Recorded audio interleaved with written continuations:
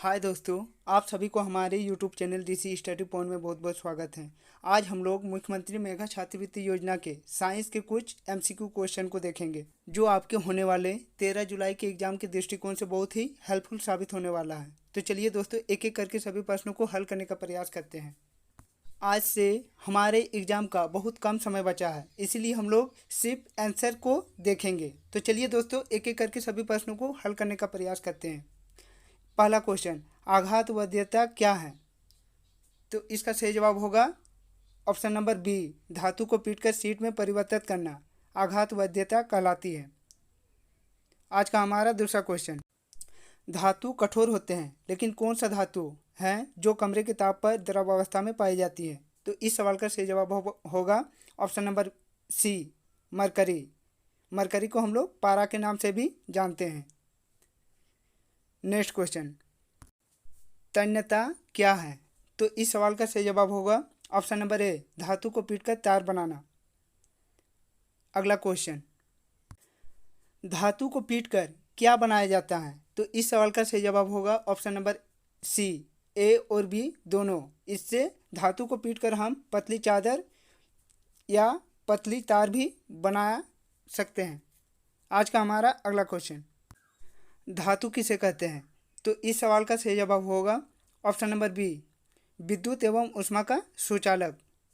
अगला क्वेश्चन, निम्नलिखित में से किसका आकार चपटा होगा? तो इस सवाल का सही जवाब होगा ऑप्शन नंबर ए, लोहे की कील। नेक्स्ट क्वेश्चन, निम्नलिखित में से धातु के कौन कौन से गुण हैं? तो इस सवाल का सही जवाब होगा ऑप्शन नंबर डी, उपरोक्त सभी। इसमें धातु चमकती भी है, कठोर भी होती है और ध्वनि भी उत्पन्न करती है। नेक्स्ट क्वेश्चन, निम्नलिखित में से कौन सा बिजली का अच्छा सुचालक है? तो इस सवाल का सही जवाब होगा ऑप्शन नंबर ए, लोहा। अगला क्वेश्चन, निम्नलिखित में से किसके टुकड़े हो जाते हैं? तो इस सवाल का सही जवाब होगा ऑप्शन नंबर सी, कोयला। अगला क्वेश्चन, निम्नलिखित में से कौन सा ऊष्मा तथा विद्युत का सुचालक है? तो इस सवाल का सही जवाब होगा ऑप्शन नंबर ए, तांबे की तार। नेक्स्ट क्वेश्चन, कॉपर सल्फेट किस रंग का होता है? तो इस सवाल का सही जवाब होगा ऑप्शन नंबर बी, नीला। नेक्स्ट क्वेश्चन, कौन सा पदार्थ चमकदार दिखता है? तो इस सवाल का सही जवाब होगा option number C, aluminium. Next question, कौन सी धातु जल के साथ अत्यंत तीव्र अभिक्रिया करती है? तो इस सवाल का सही जवाब होगा ऑप्शन नंबर ए, सोडियम। अगला क्वेश्चन, सबसे अधिक सक्रिय धातु है?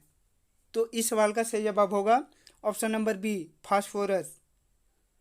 अगला क्वेश्चन, सोडियम को किस में रखा जाता है? तो इस सवाल का सही जवाब होगा ऑप्शन नंबर सी, मिट्टी के तेल में। नेक्स्ट क्वेश्चन, फास्फोरस को कहाँ रखा जाता है? तो इस सवाल का सही जवाब होगा ऑप्शन नंबर बी, जल में। नेक्स्ट क्वेश्चन, कॉपर का बर्तन की सतह पर जमा हुआ हरा पदार्थ क्या होता है?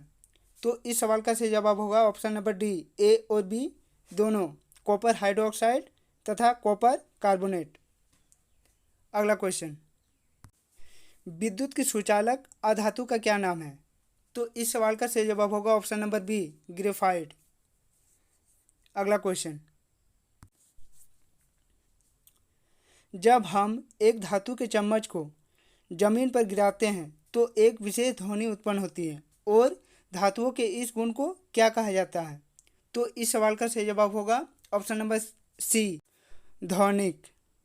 अगला क्वेश्चन, धातुओं का ऑक्सीजन के साथ प्रतिक्रिया करने पर क्या उत्पन्न होती है? तो इस सवाल का सही जवाब होगा ऑप्शन नंबर सी, धातु ऑक्साइड। अगला क्वेश्चन, कौन अम्ल के साथ अभिक्रिया करती है? तो इस सवाल का सही जवाब होगा ऑप्शन नंबर ए, धातु। अगला क्वेश्चन, कॉपर सल्फेट जिंक के साथ अभिक्रिया करके क्या उत्पन्न करती है? तो इस सवाल का सही जवाब होगा ऑप्शन नंबर डी, ए और बी दोनों, जिंक सल्फेट तथा कॉपर। अगला क्वेश्चन, धातु अम्ल के साथ अभिक्रिया करके क्या उत्पन्न करती है जो पॉप ध्वनि के साथ जलती है? तो इस सवाल का सही जवाब होगा ऑप्शन नंबर बी, हाइड्रोजन। अगला क्वेश्चन, निम्नलिखित में से अधातु कौन सी हैं? सल्फर, कार्बन, ऑक्सीजन या सभी अधातु हैं? तो इस सवाल का सही जवाब होगा ऑप्शन नंबर डी, उपरोक्त सभी। अगला क्वेश्चन, कैल्शियम हाइड्रोक्साइड में कौन सी धातु मौजूद होती है? तो इस सवाल का सही जवाब होगा option number C, calcium. Next question, जब अधिक अभिक्रियाशील धातु कम अभिक्रियाशील धातु को विस्थापित करती हैं तो उसे विस्थापित अभिक्रिया कहते हैं। तो इसका सही जवाब होगा ऑप्शन नंबर बी, विस्थापित अभिक्रिया। अगला क्वेश्चन, कॉपर सल्फेट का रासायनिक सूत्र क्या होता है? तो इस सवाल का सही जवाब होगा ऑप्शन नंबर ए, CuSO4। अगला क्वेश्चन, कॉपर के बर्तन को लंबे समय तक नम वायु में खुला रखने से उस पर कैसी परत जम जाती है? तो इस सवाल का सही जवाब होगा ऑप्शन नंबर सी, हरित परत। नेक्स्ट क्वेश्चन, निम्नलिखित में से धातु का उपयोग कहाँ पर किया जाता है? तो इस सवाल का सही जवाब होगा ऑप्शन नंबर डी, उपरोक्त सभी में। पटाखों में भी, उर्वरक में भी और खाना बनाने के लिए पात्र में भी। नेक्स्ट क्वेश्चन, धातुओं के ऑक्साइड होते हैं।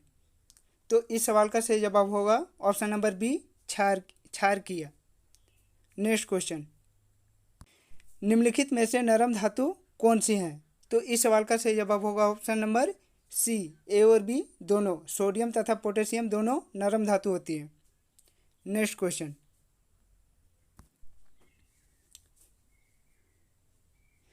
चाकू से कट जाने वाली धातु का क्या नाम है? तो इस सवाल का सही जवाब होगा ऑप्शन नंबर सी, सोडियम, क्योंकि यह नरम धातु होती है।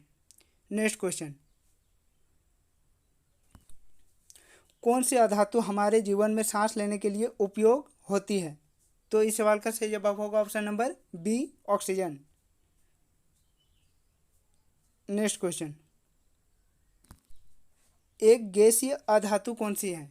तो इस सवाल का सही जवाब होगा ऑप्शन नंबर ए, क्लोरीन। अगला क्वेश्चन, निम्नलिखित में से कौन सा प्रतिक्रियाशील अधातु है? तो इस सवाल का सही जवाब होगा ऑप्शन नंबर डी, फास्फोरस। अगला क्वेश्चन, कौन अम्लों से अभिक्रिया नहीं करती है? तो अधातु अम्लों से अभिक्रिया नहीं करती है। तो इस सवाल का सही जवाब होगा ऑप्शन नंबर बी, अधातु। अगला क्वेश्चन, कौन सी अधातु चमकदार होती है? तो इस सवाल का सही जवाब होगा ऑप्शन नंबर ए, आयोडीन। अगला क्वेश्चन, 1 ग्राम सोने से कितना लंबा तार बनाया जा सकता है?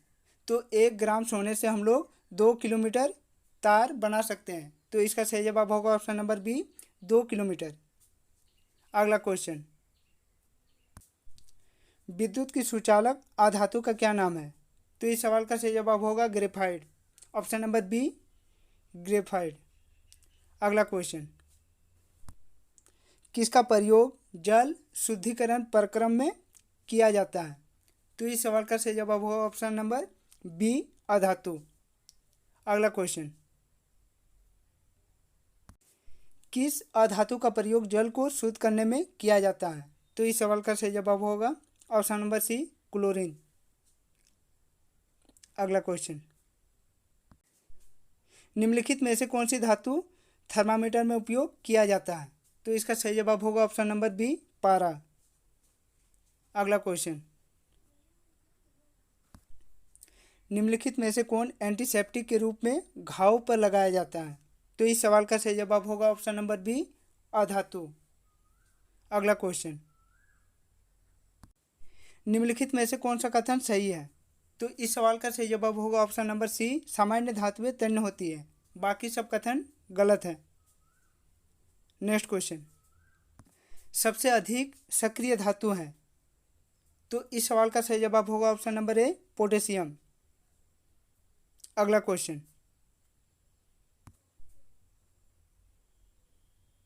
धातुओं का वह गुण जिसके कारण उन्हें पीटकर शीट में परिवर्तित किया जाता है कहलाता है। क्या कहलाता है? तो इसका सही जवाब होगा ऑप्शन नंबर सी, आघातवद्यता। अगला क्वेश्चन, एक उच्च आघातवद्य धातु जिसका उपयोग खाद्य पदार्थ को पैक करने के लिए किया जाता है। तो इस सवाल का सही जवाब होगा ऑप्शन नंबर ए, एल्युमिनियम। अगला क्वेश्चन,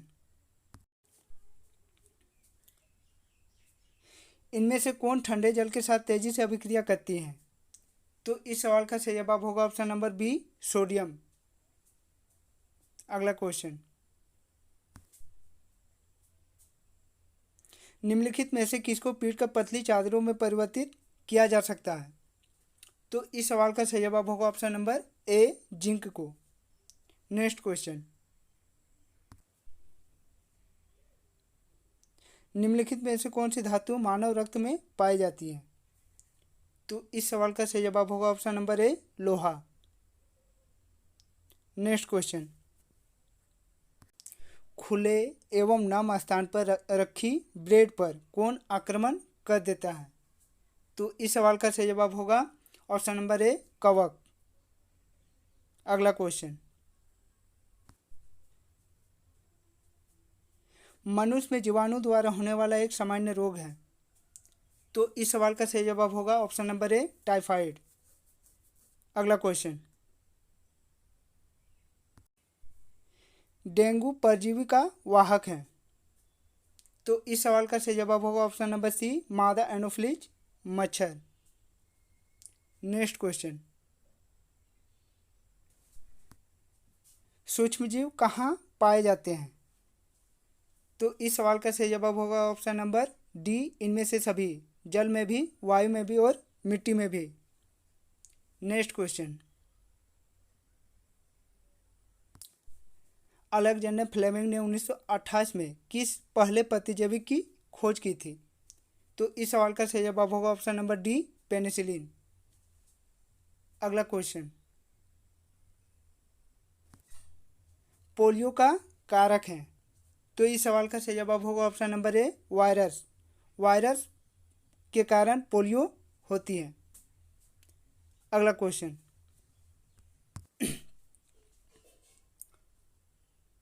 हानिकारक सूक्ष्मजीव किनको प्रदूषित करती है? भोजन, कपड़ा, चमड़े की वस्तु, इन सभी को प्रदूषित करती है। तो इसका सही जवाब होगा ऑप्शन नंबर डी, उपरोक्त सभी। नेक्स्ट क्वेश्चन, सर्वप्रथम चेचक के टीके की खोज किसने की थी? तो इस सवाल का सही जवाब होगा ऑप्शन नंबर ए, लुई पाश्चर।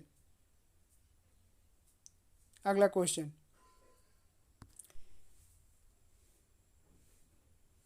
गेहूं का रस्ट किस सूक्ष्मजीव से होता है? तो इस सवाल का सही जवाब होगा ऑप्शन नंबर बी, कवक। नेक्स्ट क्वेश्चन,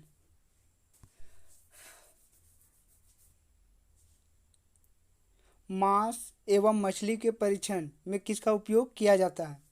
तो इस सवाल का सही जवाब होगा ऑप्शन नंबर सी, क और ख दोनों, तेल एवं सामान्य नमक मांस एवं मछली के परीक्षण में किया जाता है। अगला क्वेश्चन,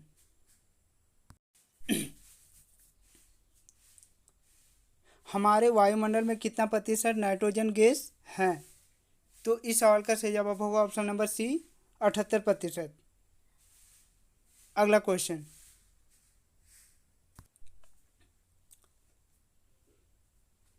सबसे पहले कौन सा प्रतिजैवी खोजा गया था?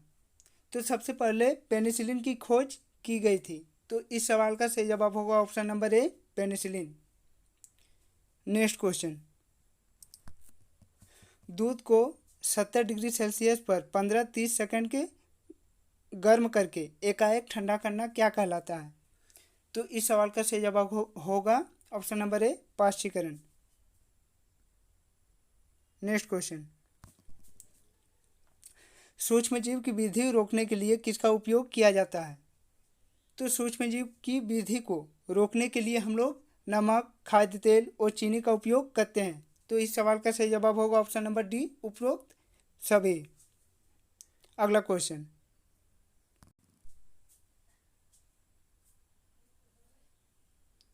निम्नलिखित में से कौन सा प्रतिजैविक है? तो इस सवाल का सही जवाब होगा ऑप्शन नंबर बी, एस्ट्रेमाइसिन। आज का हमारा अगला क्वेश्चन, पाश्चीकरण की खोज किसने की थी? तो इस सवाल का सही जवाब होगा option number B, Louis Pasteur ने। आज का हमारा अगला क्वेश्चन, पेनिसिलिन प्रतिजैविक की खोज किसने की थी? तो इस सवाल का सही जवाब होगा option number B, Alexander Fleming. आज का हमारा अगला क्वेश्चन, फल सब्जियों का विघटन होने से क्या बनता है? तो इस सवाल का सही जवाब होगा ऑप्शन नंबर बी, खाद। आज का हमारा अगला क्वेश्चन, किण्वन की खोज किसने की थी? तो इस सवाल का सही जवाब होगा ऑप्शन नंबर ए, लुई पाश्चर ने। आज का हमारा अगला क्वेश्चन, वैक्सीन का उपयोग किस रोग के लिए किया जाता है? तो हैजा, चेचक और हेपेटाइटिस तीनों के लिए वैक्सीन का उपयोग किया जाता है। तो इस सवाल का सही जवाब होगा ऑप्शन नंबर डी, उपरोक्त सभी। आज का हमारा अगला क्वेश्चन, संचारणीय रोगों का सबसे मुख्य कारक है? तो इस सवाल का सही जवाब होगा ऑप्शन नंबर डी, घरेलू मक्खी। आज का हमारा अगला क्वेश्चन,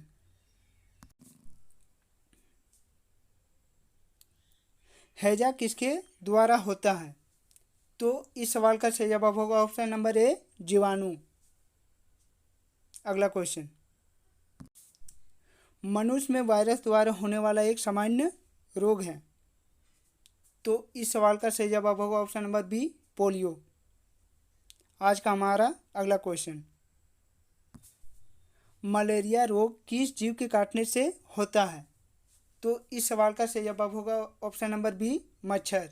मच्छर के काटने से मलेरिया रोग होती है।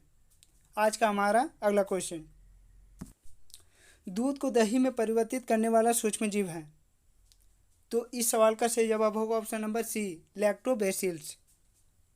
आज का हमारा अगला क्वेश्चन, ब्रेड बनाने की प्रक्रिया के दौरान कौन सी गैस उत्पन्न होती है? तो इस सवाल का सही जवाब होगा option number C, carbon dioxide. आज का हमारा अगला क्वेश्चन, तो दोस्तों यदि आज का हमारा यह वीडियो आप लोगों को अच्छा लगा हो तो इस चैनल को सब्सक्राइब कर ले और बेल आइकन को दबा लें। तो चलिए दोस्तों नेक्स्ट क्वेश्चन पर आते हैं। नाइट्रोजन का वायुमंडल से मिट्टी, पौधे तथा जंतु में परिवहन की संपूर्ण प्रक्रिया को क्या कहते हैं? तो इस सवाल का सही जवाब होगा ऑप्शन नंबर बी, नाइट्रोजन चक्र। आज का हमारा अगला क्वेश्चन, निम्न में से किस पौधे के पत्ती के रस का उपयोग मलेरिया और डेंगू के उपचार में किया जाता है? तो इस सवाल का सही जवाब होगा ऑप्शन नंबर ए, गिलोय। आज का हमारा अगला क्वेश्चन, पैकेटो थैलियों में आने वाले दूध को खराब होने से बचाने के लिए किया जाता है?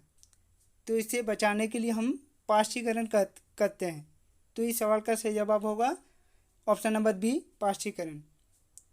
आज का हमारा अगला क्वेश्चन,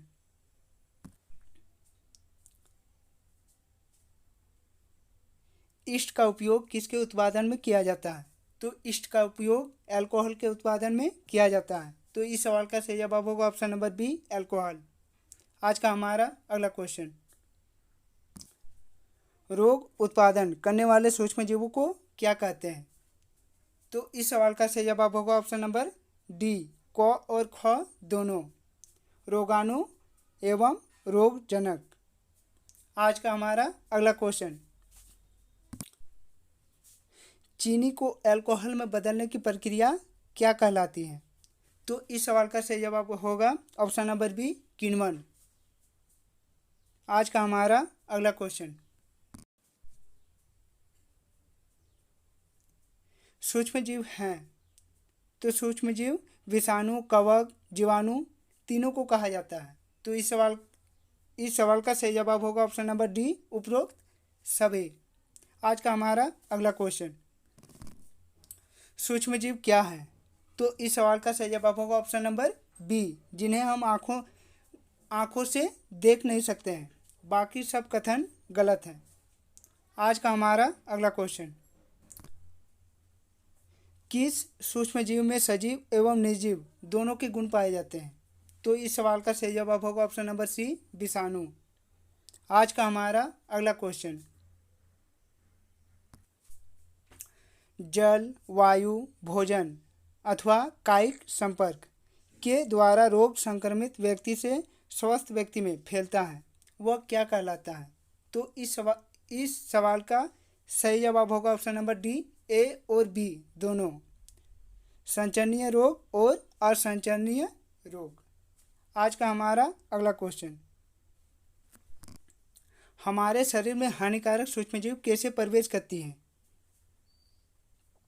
तो हमारे शरीर में हानिकारक सूक्ष्मजीव श्वसन, जल और भोजन तीनों के माध्यम से प्रवेश करती हैं। तो इस सवाल का सही जवाब होगा ऑप्शन नंबर डी, उपरोक्त सभी। आज का हमारा अगला क्वेश्चन, सूक्ष्म जीवों को कौन कौन से वर्ग में बांटा जाता है? तो सूक्ष्म जीवों को जीवाणु, कवक, प्रोटोजोआ और शैवाल के रूप में बांटा जाता है। तो इस कथन का सही जवाब होगा ऑप्शन नंबर डी, उपरोक्त सभी। आज का हमारा अगला क्वेश्चन, सूक्ष्म जीव कितने प्रकार के होते हैं? तो इस सवाल का सही जवाब होगा ऑप्शन नंबर बी, 4। आज का हमारा अगला क्वेश्चन,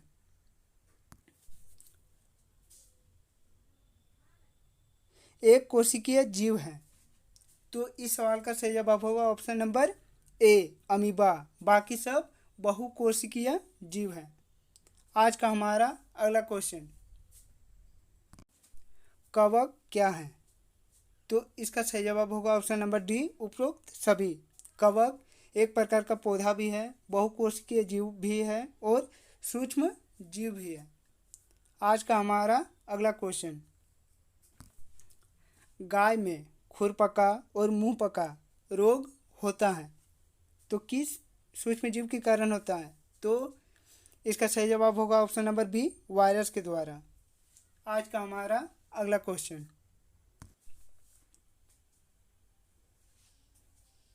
जीवाणु कौन से हैं?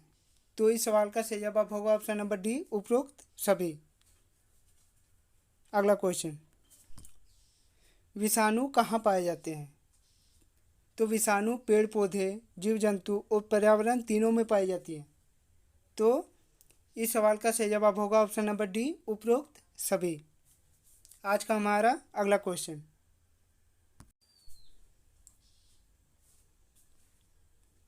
विषाणु द्वारा कौन कौन से रोग होते हैं? तो इस सवाल का सही जवाब होगा विषाणु द्वारा जुकाम, खांसी, पोलियो, खसरा तीनों होती हैं। तो इस सवाल का सही जवाब होगा ऑप्शन नंबर डी, उपरोक्त सभी। आज का हमारा अगला क्वेश्चन, अतिसार और मलेरिया किस सूक्ष्म जीव द्वारा होती हैं? तो इस सवाल का सही जवाब होगा ऑप्शन नंबर बी, प्रोटोजोआ। आज का हमारा अगला क्वेश्चन, वैक्सीन क्या है? तो इस सवाल का सही जवाब होगा ऑप्शन नंबर डी, उपरोक्त सभी। दवाई, कैप्सूल और टीका तीनों।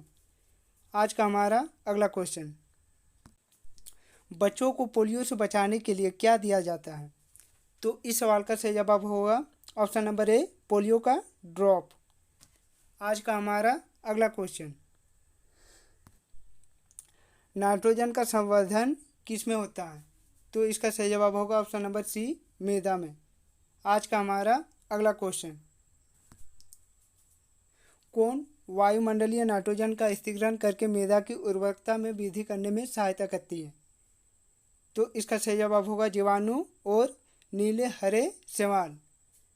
इसीलिए इस सवाल का सही जवाब होगा ऑप्शन नंबर सी, ए और बी दोनों। आज का हमारा अगला क्वेश्चन, बेसिलस एंथ्रेसिस नामक जीवाणु किस रोग का कारक है? तो इस सवाल का सही जवाब होगा ऑप्शन नंबर ए, एंथ्रेकस। आज का हमारा अगला क्वेश्चन, एंथ्रेकस रोग किस में होता है? तो एंथ्रेकस रोग मनुष्य और मवेशी दोनों में होती है। इसीलिए इसका सही जवाब होगा ऑप्शन नंबर सी, क और ख दोनों। आज का हमारा अगला क्वेश्चन, पादप रोग कौन कौन से हैं? तो इस सवाल का सही जवाब होगा ऑप्शन नंबर डी, उपरोक्त सभी। आज का हमारा अगला क्वेश्चन, नींबू केकर किस सूक्ष्मजीव से होता है?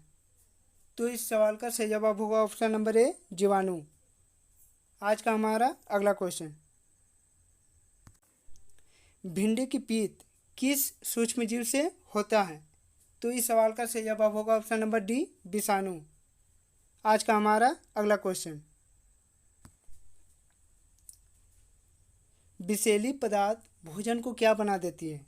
तो इस सवाल का सही जवाब होगा ऑप्शन नंबर सी, विषाक्त।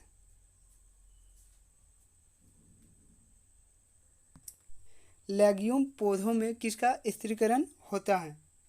तो इस सवाल का सही जवाब होगा ऑप्शन नंबर ए, नाइट्रोजन। तो दोस्तों, यदि आप लोगों को आज का हमारा यह वीडियो अच्छा लगा हो तो इस वीडियो को लाइक कर दे, कमेंट कर ले, और हाँ, इस चैनल को सब्सक्राइब करना ना भूले, और अपने दोस्तों को ज़्यादा से ज़्यादा शेयर करें। तो चलिए दोस्तों, अब और एक नए वीडियो के साथ फिर मिलते हैं, तब तक के लिए बाय।